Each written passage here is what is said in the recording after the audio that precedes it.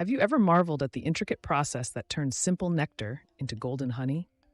Our journey begins with bees' relentless pursuit, collecting nectar from thousands of flowers.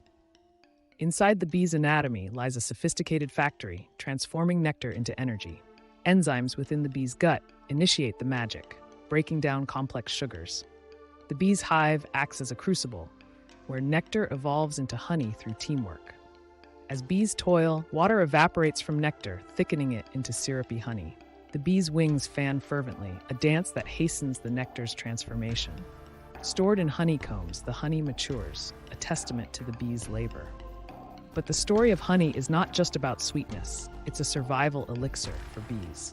This golden treasure, once a humble nectar, now fuels the hive's life. Humans have cherished honey for millennia, a gift from the bee's ancient craft.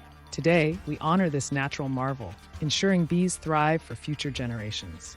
Each drop of honey holds a story of nature's genius, bees' dedication, and our responsibility. Let us savor the sweetness and ponder the journey from flower to hive to home. As we relish this liquid gold, we celebrate the bees, the true artisans of honey.